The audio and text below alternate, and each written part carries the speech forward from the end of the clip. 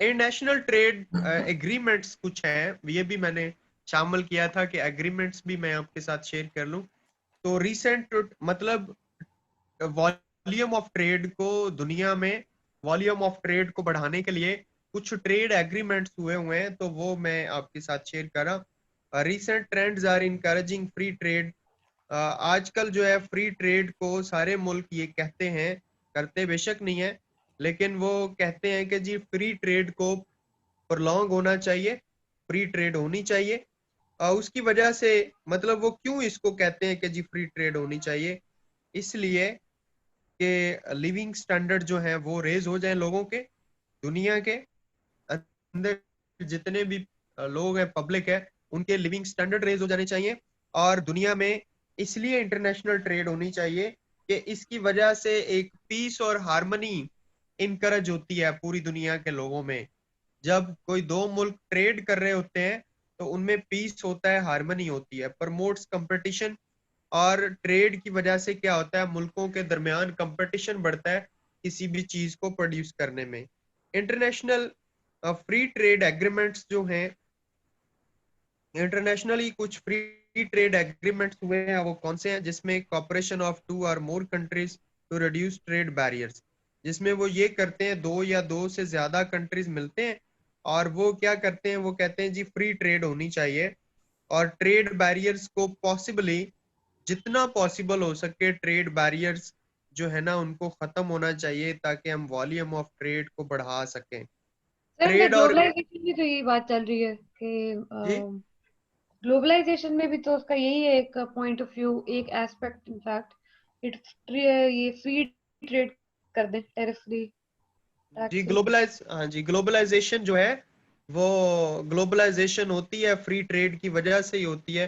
Globalisation का मतलब हम यही लेते हैं कि दुनिया जो है ना, सारी की सारी दुनिया वो ट्रेड के जरिए मतलब एक यूनिट बन जाए, मतलब एक विलेज की सूरत इख्तियार कर ले, जो जहां भी ट्रेड करना चाहे कर सके, उसके आगे रिस्ट्रिक्शंस नहीं होनी चाहिए, ठीक है सैंक्शंस ना। ना हो।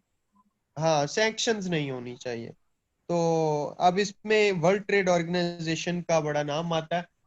वर्ल्ड ट्रेड ऑर्गेनाइजेशन के अंदर एक गैट है, GATT general agreement on tariff and trade. ये वर्ल्ड ट्रेड ऑर्गेनाइजेशन का एक एग्रीमेंट है, गैट। ये 1948 में गैट की फॉर्मेशन हुई, ये बना।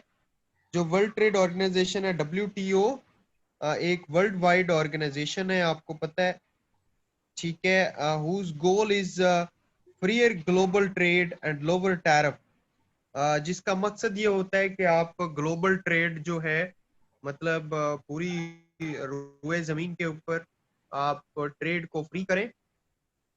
और ये जो WTO है, आपको पता है कि ये 1995 में बनी, to ensure general agreement in tariff and trade, acts as referee for the trade agreement.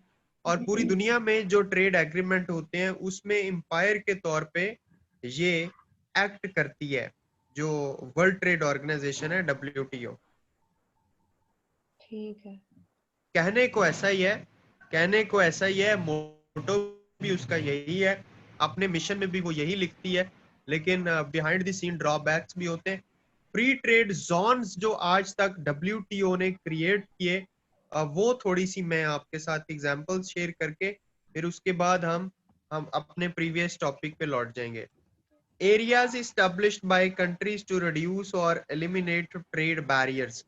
इसने कुछ जोन्स क्रिएट कर दिए, मतलब एरियाज बनाए जाते हैं, फ्री ट्रेड एरियाज, जिसमें टू सच ऑर्गेनाइजेशंस में यूरोपियन यूनियन है। यूरोपियन यूनियन के अंदर कोई 27 कंट्रीज हैं जिन्होंने अपनी इकोनॉमिक पॉलिसी, अपना टैरिफ, अपना मतलब उन्होंने फ्री ट्रेड जोन उनको डिक्लेयर किया हुआ है 27 कंट्रीज ने। और वो आपस में ना तो टैरिफ लगाते हैं ना कोटा लगाते हैं, बल्कि उनकी कमर्शियल पॉलिसी भी सेम होती है आपस में, और करेंसी भी वो एक कॉमन करेंसी को इस्तेमाल करते हैं, यूरो डॉलर को। North American free trade agreement एक नेफ्टा है, नेफ्टा, ठीक है। यूरोपियन यूनियन और नेफ्टा जो है ना, दोनों एग्जांपल्स हैं फ्री ट्रेड जोन्स की।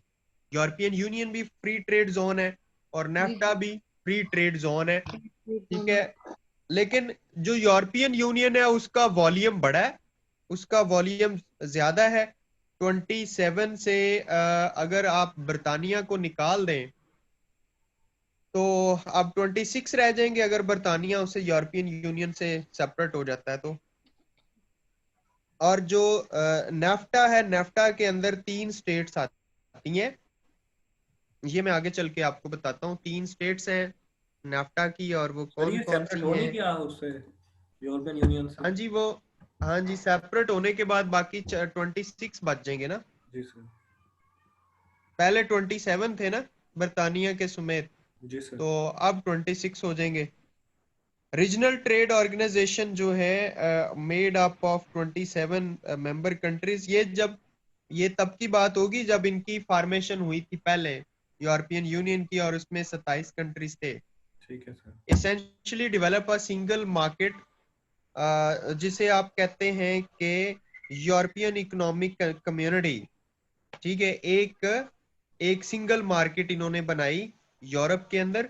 गोल is to create a single country that rival the US, और इन्होंने, इनका गोल ये था कि एक कंट्री बनाए जो यूनाइटेड स्टेट्स ऑफ अमेरिका का मुकाबला करे, ठीक है। Currently the largest trading partner of US, और आजकल यूएस के साथ एक लार्जेस्ट ट्रेडिंग पार्टनर के तौर पे ये काम कर रहा है यूरोपियन यूनियन जो है, ठीक है। अब ये जो जिसमें अब शामिल होने जा रहे हैं, कनाडा भी शामिल होने जा रहा है, मैक्सिको भी, ये भी इनके साथ ट्रेडिंग पार्टनर के तौर पे ज्वाइन करना चाह रहा है।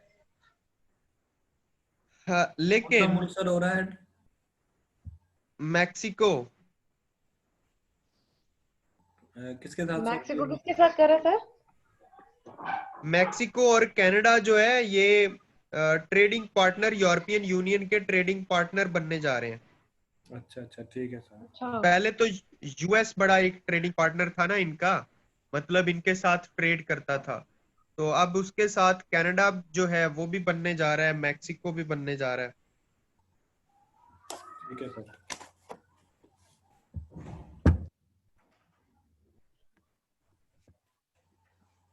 अब नेफ्टा की बात कर लेते हैं। नेफ्टा का जो वॉल्यूम है वो लो है, वो उतना नहीं है जितना यूरोपियन, मतलब उसका था 27 या 26 मेंबर्स है।